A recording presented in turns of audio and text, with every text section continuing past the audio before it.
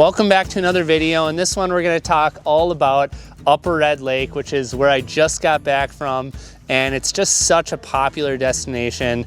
If you go on social media, the Facebook groups, the Facebook pages, folks are always talking about it, wanting to know what's going on up there. And yeah, it's one of those destinations where the fishing is so good that anyone can go up there, and you don't have to be on the spot. You can just set up somewhere and catch some walleyes. That's one of the cool spots about that lake. So we're going to talk about Upper Red Lake for a little bit. I'm going to share some of my tips, some of my thoughts. I'm just going to actually just break it down right now, and I'll probably mix in some footage from just fishing up on the lake. So first things first, the thing that people always want to know about is, where should I launch out of and where should I set up? And if you've never been to Red Lake before, you might not understand that the fact that the lake is, the features of the lake is it's basically just like a big bowl. There's not a lot of structure. There's very little cover, and it doesn't matter too much where you're setting up specifically. So there's a lot of different places you can access the lake, all the way from the southeast corner all the way up to kind of the north end. There's a bunch of different launches. And when you're picking a location, for me, it's less about being somewhere specific and more about finding kind of like a depth range that you want to be in. So what I like to do, especially if I'm going to spend the night or something, I like to spend some time fishing and just kind of testing different depth ranges. So, you may be up in 6-7 feet, or you may be scooting out into the low teens. And I'm kind of trying to figure out which depth range has more fish. And one thing you'll find is that early in the season, that super shallow bite can be good. As some people, start to get out there, some of those fish might start to push a little bit deeper. But then as you get later into the season and people are fishing a little bit deeper, sometimes those walleyes will sneak around back up into the shallow water. So it's sort of an interesting movement as it progresses. But basically anywhere you set up your house, you are going to contact some fish. For sure walleyes, and depending on where you're fishing, you may run into some crappies as well. Or if you're spending the night, you might run into some burbot, which last time I spent the night out there, I did catch some burbot on a live stream that I did. So it's just a really cool lake all around, and the great part is you can just set up your tent and catch fish. And my biggest piece of advice, what I personally try to do, more than finding specific structure or anything like that, is I like to just set up away from the crowds. Some areas may have more fish in it, but usually the reason why there's more people in a certain area is just because that's easy access from one of the launches on shore.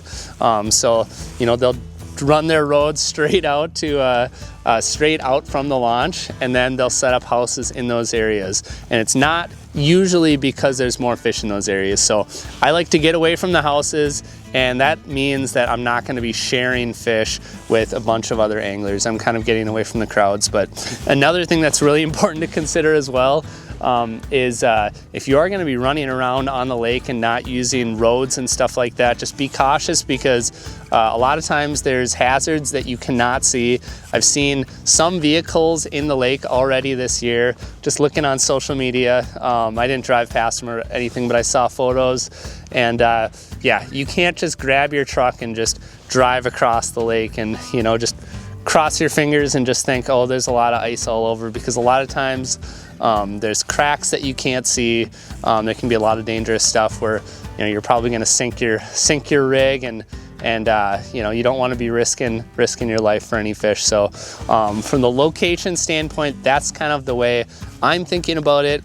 And then as we move over to presentation, I have a couple rods down here.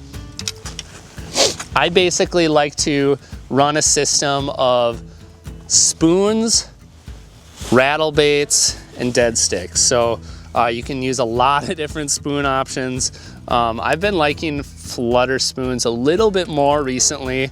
I just love kind of the finesse presentation of them. This thumper spoon is really cool because it does have a blade on it, and as you're jigging it, you do get a little clang from the blade. So you almost get a little bit of the benefit of some of those rattle spoons. But buckshot spoons are great, stuff like that. Things that make noise, because the water, while it isn't extremely dirty, It's quite dirty, and having a little bit of noise and the ability to move some water is going to be kind of critical for helping those fish find you. But flutter spoons are cool too, just because they have really good action, and I've just been having a lot of success with this particular spoon this year. But a lot of colors will work. I like whites, I like Wonder Breads, I like red as well on Red Lake, ironically enough. And then I also like to use greens sometimes too. But yeah, pinks as well. Pinks are kind of similar to red. But yeah, another presentation besides the spoons that I like are the rattle baits. I don't have a rattle bait sitting right here. I think that one's still in my snowmobile. But rattle baits are great because obviously they move a lot of water and put a lot of vibration into the water, and those fish can find it. And on the days where the fish are at their absolute most active, it's just hard to beat a rattle bait as far as bringing fish to your hole. And then if they are active, they'll come up and cream it. So the other presentation that's really big is just going to be some sort of set line.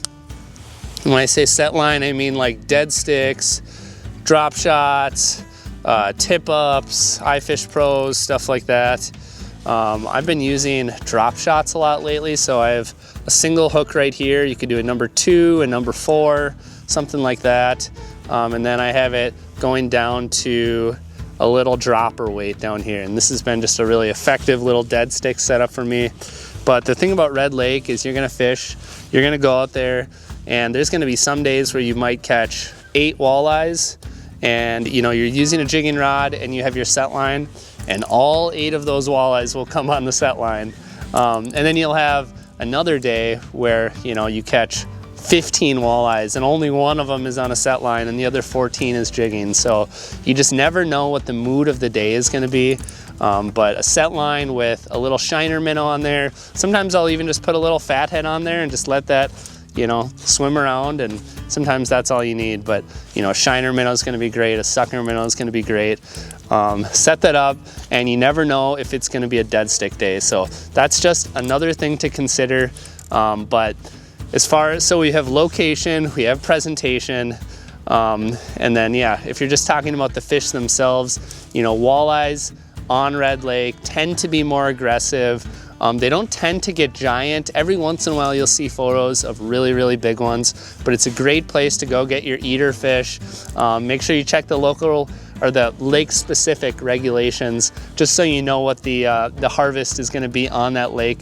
But I love Red Lake because, you know, you can get good action, and also if you spend the night on Red Lake, there's usually a really good night bite on Red Lake. So that's something that I really enjoy about it. The fact that you can fish until, you know, what I like to do is I like to fish until, you know, 11, 12 at night and then go to bed. I don't even usually set up rattle reels because I've had enough action throughout the day and into the evening. But you can set up the tent, the sun's down, and you can just have fish coming through catching them. So really cool lake for that, from that standpoint. With the crappies, I would say if you want to target them, just pay attention to the reports where people are finding them out of the different launches. And then if you want to catch the crappies, you got to work a little bit more for them. Sometimes you can set up a house and just pick one off here and there. But if you're willing to drill a lot of holes, you'd use forward-facing sonar to kind of cover more water and just look for bigger schools of crappies. That's sort of the approach that I would take if I specifically wanted to target them. So the crappie population is still, you know, definitely going in there. There's some big fish, so that's a really cool option as well. So just a few things to think about since I just got back from Red, and you know, I've got it fresh in my mind. So yeah, hopefully you guys can take some of these tips and catch a few more fish on Red Lake. It's a really cool destination. I know not everybody watching these videos is gonna go to Red. It might be on some of your bucket list, but it's just it's a great spot to go and especially if you want action, and especially if you want some eater size fish. Red Lake is awesome for that. So thanks for watching all the way to the end of this video, and if you enjoyed this video and you learned something, make sure to hit that little red subscribe button down below. So we have a lot more awesome content coming this winter, and until then, we will see you in the next one.